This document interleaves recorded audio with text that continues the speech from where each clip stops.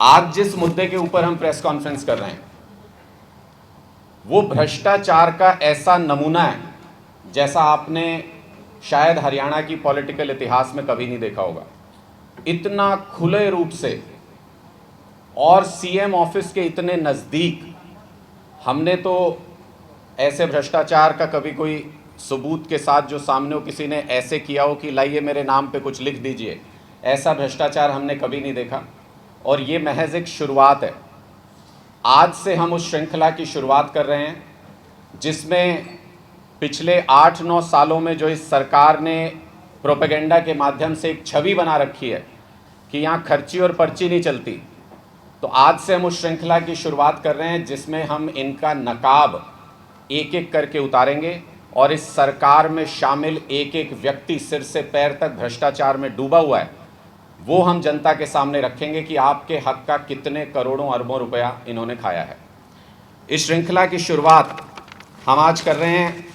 मुख्यमंत्री जी के principal OSD हुआ करते थे नीरज दफ्तुआर जी, और बहुत बड़े प्रभावशाली व्यक्ति थे मैंने सुना। उसके बाद उन्होंने इस्तीफ़ा दे दिया, लेकिन वो इस्तीफ़ा क्यों दिया गया, कब दिया गया, जिस कार्यकाल में जितने दिन उन्होंने काम किया उसमें उन्होंने क्या गुल खिलाए, आज उसके डॉक्यूमेंट्स के साथ हम ये सवाल पूछना चाहते हैं कि ऐसा कैसे संभव है कि सीएम साहब के आसपास इतने महत्वपूर्ण पदों पर तैनात व्यक्ति अपने पद पर रहते हुए करोड़ों करोड़ रुपए का भ्रष्टाचार करें और उसके बारे में मुख्यमंत्री जी को जानकारी है नहीं है, उनको थी जानकारी नहीं थी, एक्शन क्यों नहीं लिया, ये सब सवाल मुख्यमंत्री जी के पाले में जाएंगे। लेकिन कितना ब्लेटेंट और खुला भ्रष्टाचार है उसका नमूना मैं आपके सामने रख रहा हूँ सिलसिलेवार तरीके से। पहले मैं आपको बता देता हूँ कि कब कब क्या क्या चीज़ें हुई। 22 फरवरी 2022 इस पूरे कांड की शुरुआत होती है, जिसमें कि 22 फरवरी को ANA रियल लॉजिस्टिक के नाम से एक कंपनी रजिस्टर हुई। इसके डायरेक्टर सिद्धार्थ लांबा और आशीष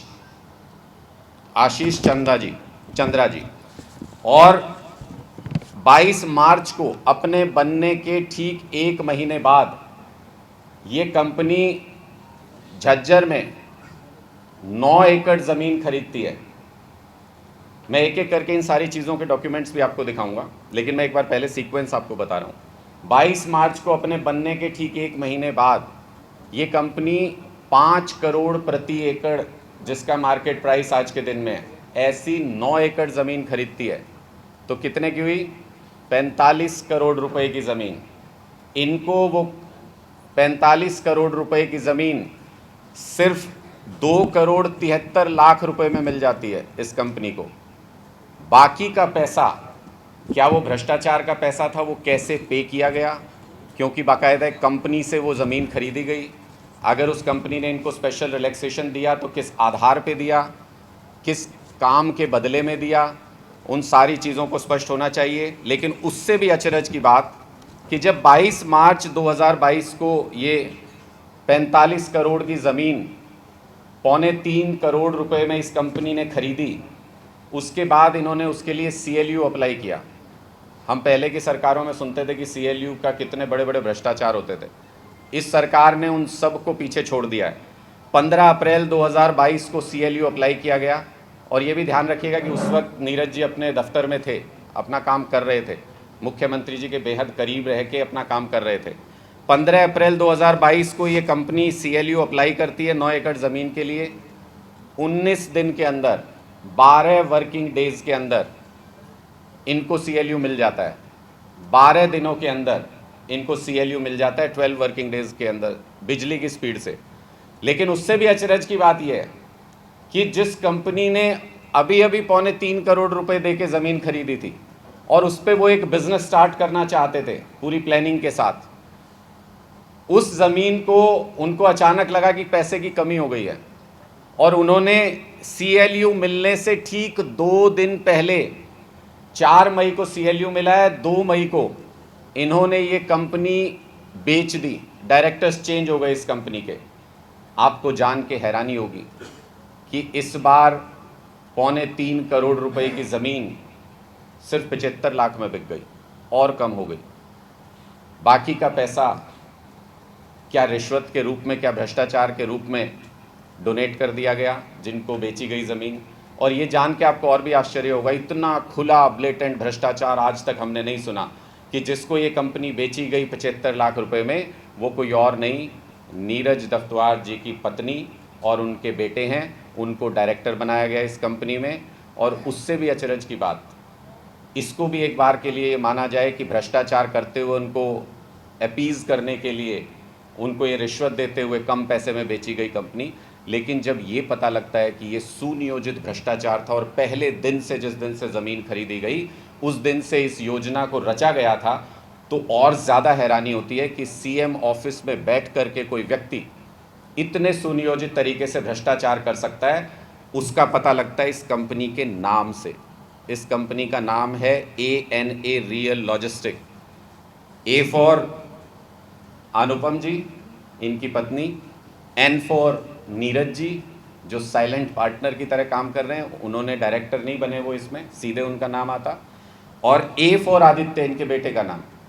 यानी कंपनी बनाई किसी और व्यक्ति ने, लेकिन उसी दिन से ये साजिश रची गई थी कि किस तरीके से ये पैसा घुमा करके 45 करोड़ रुपए की रिश्वत, 45 करोड़ रुपए का भ्रष्टाचार 75 लाख रुपए का दिखा करके बाकी के 44 करोड़ का भ्रष्टाचार हुआ। और हमारा सवाल ये भी है कि जिस काम के लिए ये 44 करोड़ रुपए रिश्वत के रूप में दिए गए, हमने तो सुना है कोई 8-10% का रेट चल रहा है इस सरकार में, तो इसका मतलब वो 450 करोड़ का काम तो होगा कोई जिसके लिए भ्रष्टाचार हुआ। तो हमारा सवाल ये भी है कि 450-500 करोड़ रुपए का कोई काम हुआ, क्या सीएम की नॉलेज में नहीं था वो काम? क्या सीएम दफ्तर में कोई भी काम 400-500 करोड़ रुपए का अलॉट हो जाता है और उसके बारे में मुख्यमंत्री जी को, उनके अधिकारियों को पता नहीं चलता है? और अगर उनकी नॉलेज में था, चूंकि इसके तुरंत बाद ये सारा भ्रष्टाचार करके, और ऐसे पता नहीं कितने और मामले होंगे, ये सारा भ्रष्टाचार करके उसके बाद साफ सुथरे तरीके से इस्तीफा दे करके उनका बाहर निकल जाना, ये बताता है कि सुनियोजित तरीके से जब आपका काम पूरा हो गया तो उसके बाद आपको साफ सुथरा बाहर निकलने का रास्ता भी दिया गया। अब मैं एक एक करके आपको वो डॉक्यूमेंट्स आपके सामने रख रहा हूँ, जिससे ये बिल्कुल स्पष्ट हो जाएगा आपको कि ये पूरी सुनियोजित साजिश कैसे रची गई।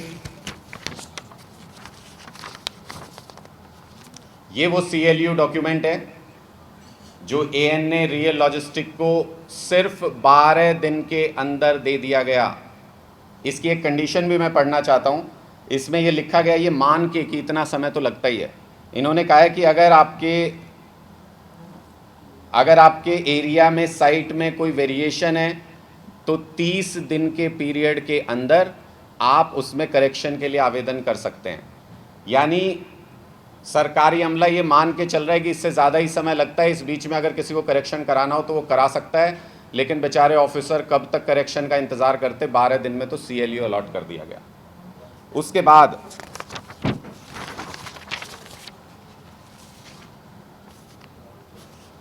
ये वो रजिस्ट्री है जिसमें 45 करोड़ रुपए की ज़मीन 2.25 करोड़ रुपए में ANA लॉजिस्टिक को दे दी गई।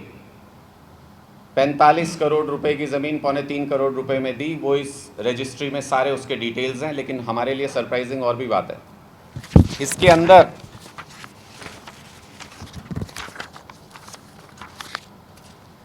जब हम ये देखते हैं कि वो पेमेंट कैसे की गई, इस 2.25 करोड़ रुपए की पेमेंट कैसे की गई, तो महज 1 महीना पहले बनाई गई कंपनी और उसमें से 5 number check, 6 number check, 7 number check और 8 नंबर चेक सीरीज़ में चेक दिए गए 2.25 करोड़ रुपए के, और 1 लाख रुपए टोटल वैल्यू की कंपनी बनाई गई थी जब इसको रजिस्टर किया गया। इस कंपनी के रजिस्ट्रेशन में मेंशन है कि 1 लाख रुपए टोटल एसेट की कंपनी रजिस्टर की गई है। ये 2.25 करोड़ रुपए इन लोगों के पास कहाँ से आए पे करने के लिए? चेन पकड़ेंगे तो बहुत आसानी से समझ में वो भी आ जाएगा कि पैसा कहाँ से घुमाया जा रहा है। उसके बाद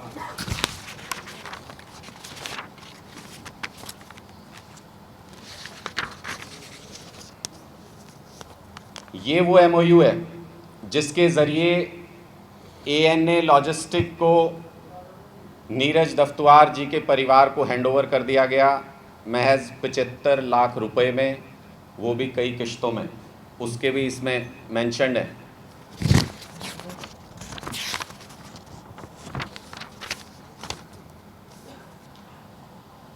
दो 5 को, 2 9 को, 2 किश्तों में इनको मौका दिया गया कि ये 75 लाख रुपए पे कर सकते हैं, यानी 45 करोड़ रुपए की ज़मीन की डील कर रहे हैं। और उसको इनके लिए इतना सस्ता बना दिया गया कि 75 लाख रुपए भी जो देने हैं वो आप इतने महीनों के अंतराल पे दे सकते हैं। यानी सारा का सारा भ्रष्टाचार का पैसा सेट करके आज के दिन में 45 करोड़ रुपए की ज़मीन इनको 75 लाख रुपए में मिल गई।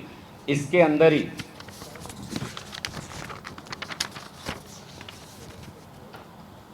ये पहले पन्ने पे ही जो इनके वाइफ का और बेटे का नाम है, आदित्य दफ्तुआर सन ऑफ नीरज दफ्तुआर, इनके रेसिडेंस के साथ पूरा एड्रेस इसमें लिखा हुआ है।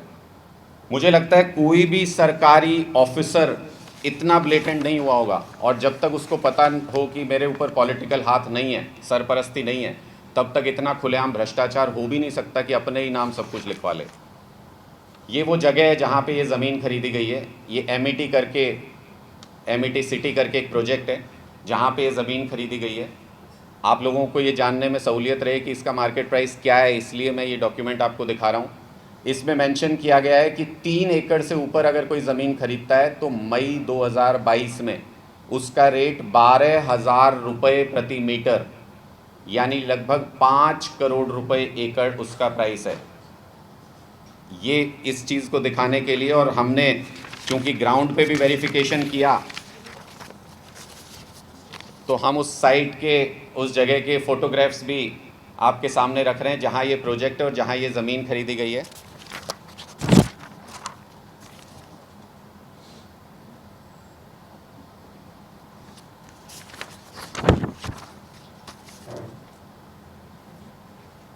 ये बहुत ही एम्बिशियस प्रोजेक्ट वहाँ पर है, और ये सोने के भाव में वहाँ पर ज़मीन का रेट लगातार वहाँ पे बढ़ रहा है, क्योंकि वो एक SEZ का एरिया है और वहाँ पे कमर्शियल एक्टिविटीज़ अलाउड हैं। हमारे इसके पीछे कुछ सवाल हैं सरकार से और नीरज दफ्तुआर जी से भी, क्योंकि वो भी अपनी सफाई पेश करेंगे। काफ़ी नज़दीकी हम सब के आपके रहे हैं, प्रेस से काफ़ी संबंधित रहे हैं, तो कुछ न कुछ तो स्टोरी देने की कोशिश की जाएगी। मैं एक खुला ऑफ़र नीरज दफ्तुआर जी को देना चाहता हूं। यहाँ से सवाल सरकार से बाद में पूछेंगे, पहले नीरज दफ्तुआर जी, आपको एक खुला ऑफ़र है। अगर आप इस मामले में पाक साफ हैं और ये ज़मीन आपने वाकई में 75 लाख रुपए में ख़रीदी है, आम आदमी पार्टी चंदा करके 1 करोड़ रुपया जमा करके आपको देने को तैयार है। इस ज़मीन को किसी भूमिहीन किसान के नाम पे, जिसको हम कहें उसके नाम पे आप करवा दीजिए। हम ये मानेंगे कि आपने कोई भ्रष्टाचार नहीं किया, आपने वाकई में इतने सस्ते में ज़मीन मिल गई थी, 25 लाख का आपको प्रॉफिट भी दे रहे हैं, आप ये ज़मीन किसी भूमिहीन किसान के नाम पे कर दीजिए, हम 1 करोड़ चंदा करने को तैयार हैं। दूसरी बात, हमारा सवाल मुख्यमंत्री जी से भी है, और इसलिए उनसे सवाल है क्योंकि उनकी सलाह थी कि मीडिया के माध्यम से हम अपने सवाल पूछें, सरकार उसका जवाब देगी। तो हम मीडिया के माध्यम से उनसे स्पष्ट तौर पे पूछना चाहते हैं कि क्या आपको नीरज दफ्तुआर जी के इस भ्रष्टाचार की जानकारी थी या नहीं थी। ये हमारा पहला सवाल है उनसे, और मैं उनसे रिक्वेस्ट करूंगा कि सोच समझ के जवाब दें, क्योंकि सीरीज़ की पहली कड़ी है आज।